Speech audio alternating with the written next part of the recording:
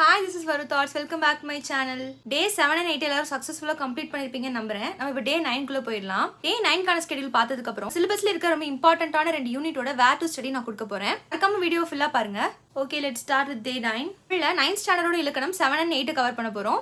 இலக்கணம் book back எப்பயும் சொல்ற மாதிரி இலக்கணம் புக் பேக் கலை சொற்கள் மறக்காம பாத்துக்கோங்க. அண்ட் மேத்ஸ்ல நம்ம இப்போ புது சாப்டருக்குள்ள போறோம். புதுசா ஒன்று தெரிஞ்சுக்க போறோம். பெர்சன்டேஜ், சிம்பிளிஃபிகேஷன், எல்சிஎம், ஹெச்சிஎஃப் இதுக்கெல்லாம் எவ்வளவு இம்பார்ட்டன்ஸ் கொடுத்தோமோ அதுக்கு ஈக்குவலா வந்து பெர்சன்டேஜ்க்கும் நம்ம வந்து இம்பார்ட்டன்ஸ் கொடுத்து படிச்சுக்கணும். அண்ட் ஜிஎஸ்ல பார்க்க போற டாபிக் என்னன்னா பிரசிடென்ட், குடியரசு தலைவர். இது எங்க படிக்கலாம் அப்படின்னா 10th ஸ்டாண்டர்ட்ல இருக்கக்கூடிய சென்ட்ரல் கவர்மெண்ட் லெசன்லயும் 12th ஸ்டாண்டர்ட் இருக்கக்கூடிய எக்ஸிக்யூட்டிவ் லெசன்லயும் படிச்சுக்கலாம்.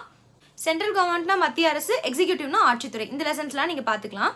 ஒரு 9 டேஸா டெய்லி பாலிட்டியே படிக்கிறோம், போர் அடிக்குது அப்படின்னு நினைச்சீங்கன்னா நம்ம நாளையிலேருந்து வேற யூனிட் பார்க்கலாம். சரி, இப்போ நம்ம வேர் டு ஸ்டடி வீடியோக்குள்ள போயிடலாம்.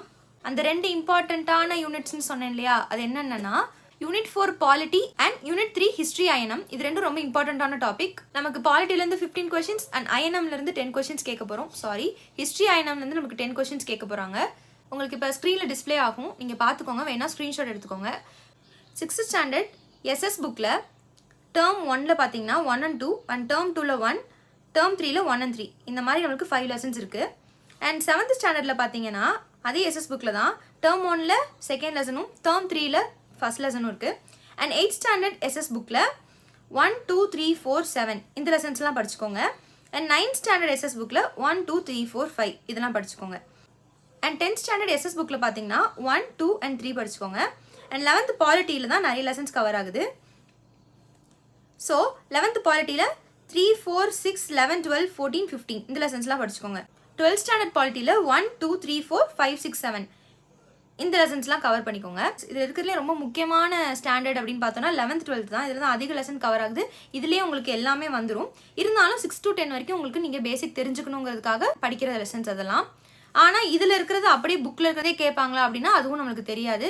கரண்ட் அஃபேர்ஸ் ரிலேட் பண்ண மாதிரி தான் நம்மளுக்கு கேட்பாங்க. இதில் நம்மளுக்கு டோட்டல் நம்பர் ஆஃப் லெசன்ஸ் வந்து 34 லெசன்ஸ் வருது.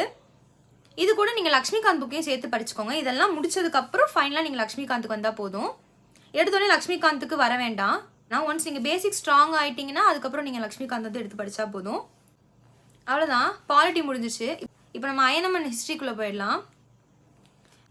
யூனிட் 3 ஹிஸ்ட்ரி அண்ட் ஐஎன்எம் இதோட வேர் டு ஸ்டடி பார்த்துடலாம்.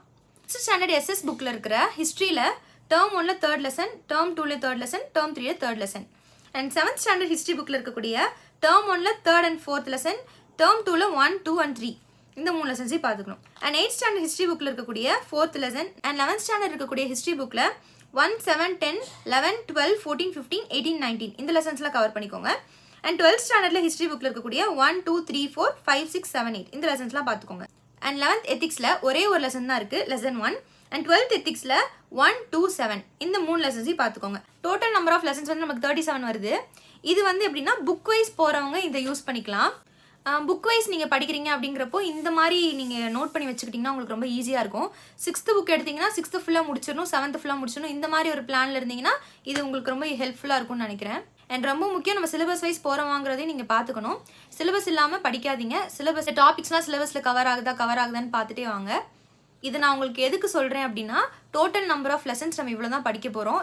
ரெண்டே யூனிட்க்கு டோட்டல் நம்பர் ஆஃப் லெசன்ஸ் வந்து நம்மளுக்கு இந்த மாதிரி போட்டு வச்சுக்கிட்டோம் அப்படின்னா ரொம்ப ஈஸியாக இருக்கும். இந்த லெசன்ஸ் மட்டும் படித்தா போதும் அப்படின்ற மாதிரி இருக்கும். யாரும் பயப்பட வேணாம், இவ்வளோ லெசன்ஸ் இருக்குது அப்படின்னா 6th 7th 8th ரொம்ப பேசிக்காக தான் இருக்கும்.